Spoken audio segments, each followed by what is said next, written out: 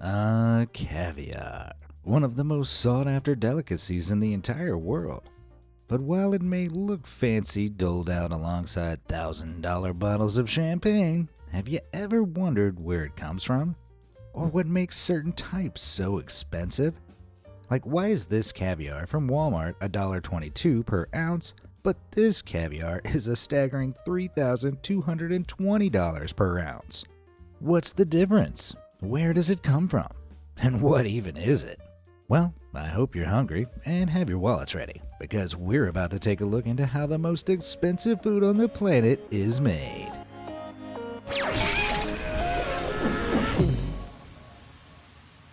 Alright, let me stir up your appetite by taking a look at some of the most high-end caviar money can buy. This is Iranian almas caviar, which is officially recognized as the most expensive caviar in the world by the Guinness Book of World Records. At its most expensive, this stuff can cost upwards of $34,500 per kilo, working out to a little under $1,000 per ounce. So a teaspoon of this stuff on its own can cost $100. That's a lot. But unofficially, the prices get even crazier. In 2015, a caviar concoction called Stratarga Bianco entered the market at an utterly insane $113,630 per kilo. You could literally buy a top-end Tesla model for that price. Created by specialty family business Gruel, the product was exclusively made to order, with the option of having finely powdered 22-karat gold leaf mixed into the concoction. This would have brought the final price for just a teaspoon of this stuff to an unbelievable $480. These supposedly taste lightly salted, with the delicate, distinct beads gliding over the tongue and bursting when bitten into, revealing a buttery, creamy texture.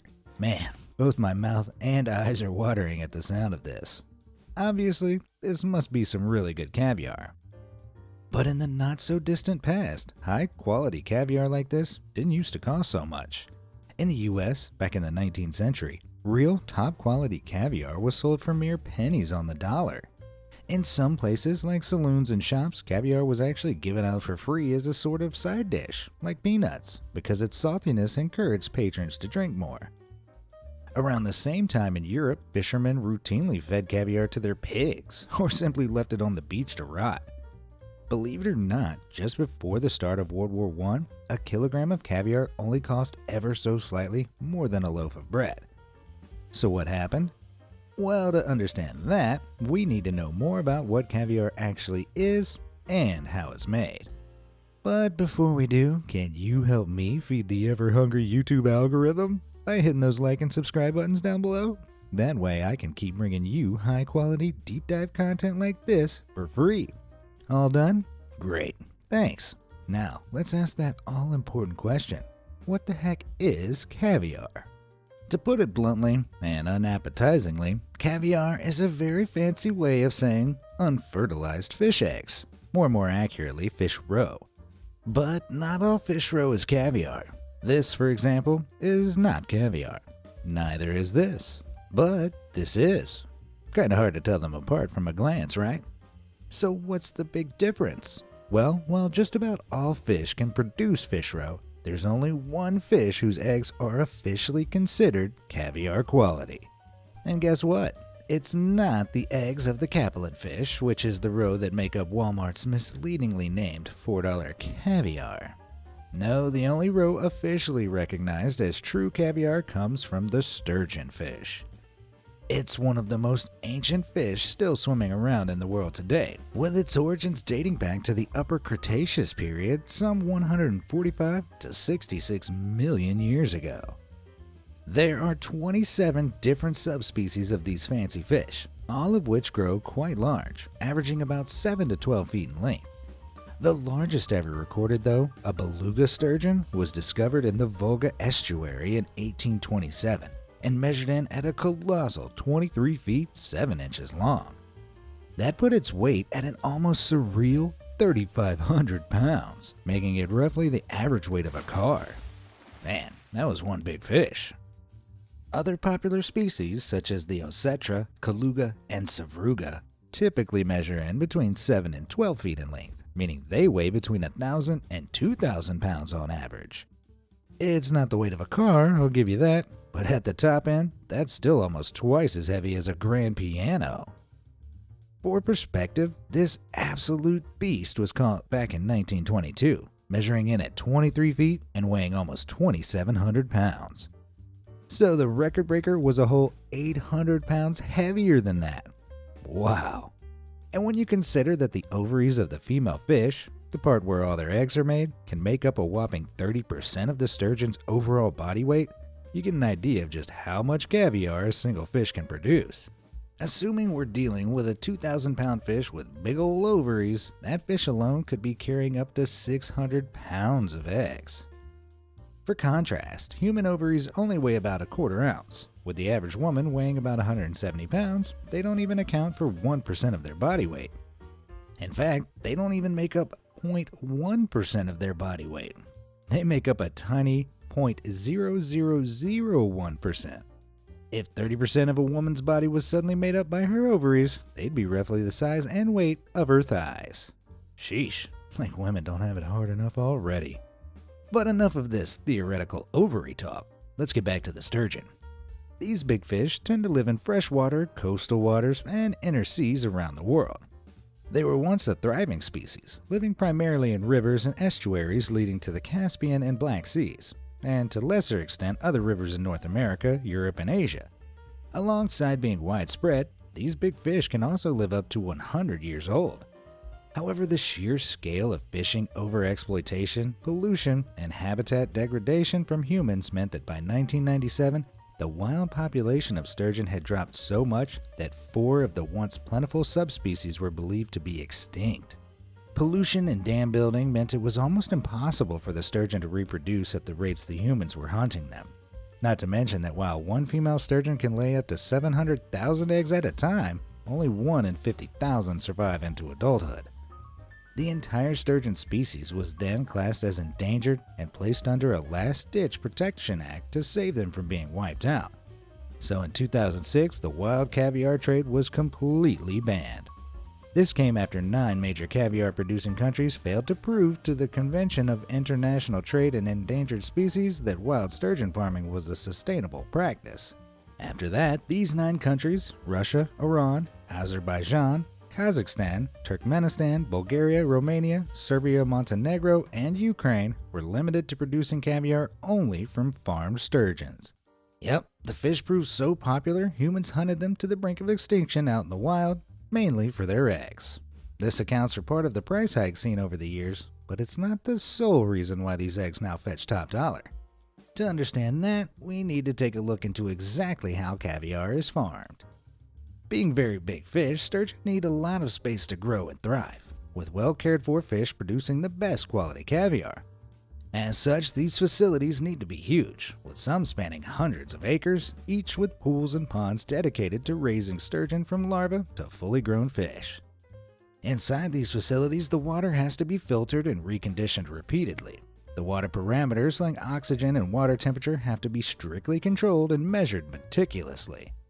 As you can probably tell, raising high-quality sturgeon ain't cheap.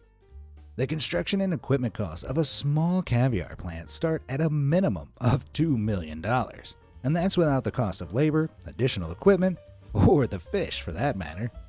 Young sturgeon require a high-protein diet and constant feeding as they develop.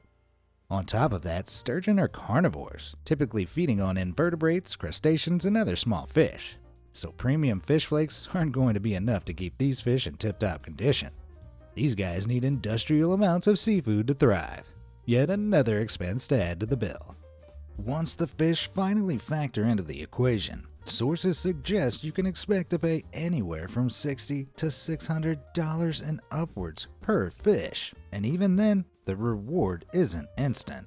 If you think about chickens, farmers can identify if they're male or female at 6 to 8 weeks old, and once the males are filtered out, they can start producing eggs at about 18 weeks old. But depending on the subspecies, sturgeon can't be identified as male or female until they're at least 2 years old, although this wait can be as long as 8 years.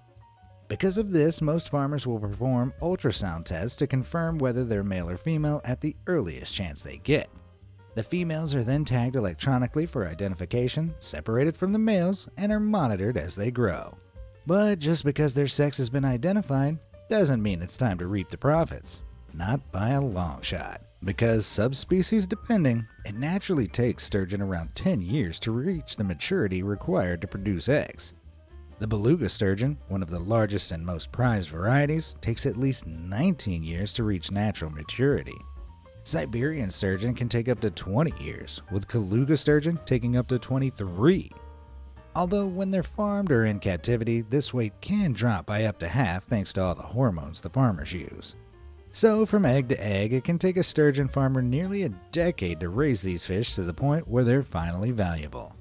But even then, sturgeon don't develop their eggs overnight. Female sturgeon then need to endure artificial winters in order to fully develop their eggs, which is achieved by reducing water temperatures to 39 degrees Fahrenheit and below and manipulating levels of light to imitate winter conditions. The females are kept in this environment without food to imitate the same breeding experience they would have in the wild. But in order to ensure the highest possible quality of the caviar, these eggs have to be harvested at the prime moment of maturity. How do farmers figure this out? With regular ultrasound scans performed on the fish. Every single scan has a big price tag attached to it, as the fish needs to be carefully anesthetized using sedatives, exposure to carbon dioxide, or a use of very low electric currents. This is an expensive process that needs to be repeated for every female fish, and considering each of these farms can house thousands of female sturgeon, it's neither cheap nor quick. Biopsies, which are the removal of small samples of tissue, are also regularly taken to assess the quality of the eggs produced, as well as size and color. It's only after all this testing and analysis that a sturgeon can finally be determined ready for harvesting. And this is the part where things get messy. Once a ripe fish is identified, farmers begin a process called purging. The row of fish that are cultured in recirculating aquaculture systems, like those raised in farms, can acquire earthy or musty flavors because of certain bacterial species present in the filtration process. To remove this unpalatable flavor from the fish and its eggs, the sturgeon is placed in extra cold, clean water and goes without food for 4 to 6 weeks, mimicking their natural breeding habits. It's incredibly important that the fish are not stressed during this process, as they will reabsorb their eggs. If this does happen, then the sturgeon will require at least another year or two in order to produce more eggs. But assuming it all goes off without a hitch, then they'll extract the caviar from the fish in one of 3 ways, which are techniques used by all variety of roe farmers around the world. But if you're a vegetarian or vegan, well, I suggest you look away now. In the more widely used slaughter method, each individual sturgeon is stunned before it is slain. From the very moment it dies, it's essential the caviar is removed as quickly as possible, as chemicals are released by its body that can negatively affect the taste and quality of the roe. An incision is made in the abdomen and the 2 egg sacs are removed and cleaned, each of which can contain millions of eggs. This is generally the go-to method used by roe farmers around the world, regardless of the type of fish they're raising. The rest of the fish is set aside to be harvested for other products, including its meat and swimming bladder, so that almost nothing goes to waste. I mean, after raising that fish for 10 years all for 1 egg collection, you'd hope they make use of every last part. The second method is the vivace method, also known as milking, which sees the fish survive the harvesting process. The fish is injected with hormones to induce labor, and a farmer effectively milks the fish by pressing down on its belly, forcing the eggs to squirt out in a stream. This not only preserves the life of the sturgeon, but it also means farmers are able to get multiple batches of eggs out of their fish until they reach an age where they naturally stop producing eggs. This is what's commonly known as no-kill caviar. But there are several issues with this method. 1, the hormones used to induce labor release chemicals into the eggs that spoil the flavor. And 2, because of the stress and pressure physically placed on the caviar during the milking, the resulting caviar is soft and mushy.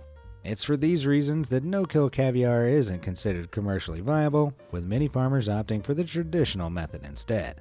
The third and final method is another no-kill caviar collection technique, but it's not necessarily cruelty-free. This is the C-section method, where a small incision is made on the sturgeon's belly and the eggs are carefully scooped out before the wound is sealed back up.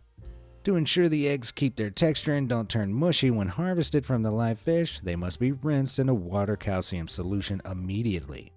While this fortifies the eggs, it can make for an unpleasant texture, which means the entire endeavor is a lot riskier to the quality of the eggs than method number 1. On top of that, removing the egg sacs causes infertility in the fish, so it'll never carry eggs again. Plus, the wound can quickly become infected. Overall, the complications associated with this method make it one of the least profitable and commercially viable. But no matter how they're harvested, the journey of the eggs doesn't stop there. Once removed, the harvested eggs, usually the entire egg sacs, are rubbed gently on a fine mesh to remove and separate unwanted substances from the eggs, such as the sac membranes. The eggs are then washed and filtered again before damaged eggs and other remaining impurities are removed with tweezers. Sounds a little exaggerated, but seriously, they comb through every last egg to ensure each one is up to standard. Whoa, whoever's job it is to sift through millions of eggs with a single pair of tweezers must have the patience of a saint. The eggs are then weighed and a carefully calculated amount of very fine salt is added and mixed in to act as a preservative. Lightly salted caviar is called malosol, which is Russian for lightly salted and has a salt content of less than 5%. Most high-quality caviar contains less than 3% salt. Caviar with a salt content of up to 8% is called salted caviar or semi-preserved caviar. Its flavor is less fresh and its quality is considered far less superior. If the caviar is made up of more than 10% of salt, the product is called payusnia and forms a jelly-like cake that can be kept for up to 3 months. But even in this form, 500 grams of sturgeon payusnia can still sell for upwards of $265. Once processed to a satisfactory standard, the caviar is then packed by hand into lacquer-lined tins. All air is removed from the space when the caviar is packed in, as any that remains in the tin will chemically interact with the eggs and negatively affect their flavor. The caviar is then refrigerated and aged for about 3 months in order to further develop and deepen the flavor. Then it's repackaged into commercial tins, and finally, after all these incredibly time-consuming processes have taken place, the caviar is at last ready to be sold. The finished product is then graded to indicate quality and show producers how much the final product is worth. Different producers have their own grading systems, but it is generally determined by the size and texture of the eggs in a given batch. Larger, firmer eggs are generally considered to be of higher quality, as their texture enhances the smooth and buttery flavor that connoisseurs value and crave. With so much work, time, and money going into the production of all these different types of caviars, you can start to see why some of them cost so much. Let's take a look at some specific ones we mentioned earlier: beluga, ossetra, kaluga, and sevruga, starting with that last one. So sevruga malosol, that's the freshest, lightly salted variant available, is sold in 4-ounce jars commercially for about $450. Kaluga eggs are a little smaller than sevruga, meaning 4 ounces of it is priced slightly cheaper at around $300. Ossetra egg sizes sit in between, with slightly larger eggs than the kaluga, but not as big as the sevruga, putting it at around $360 per 4-ounce tin. But the undisputed caviar king breed is definitely the beluga variety. After all, it makes sense for the largest species of sturgeon to produce the largest eggs. And for these, a mere half an ounce is priced at $425. That's just 3 teaspoons worth.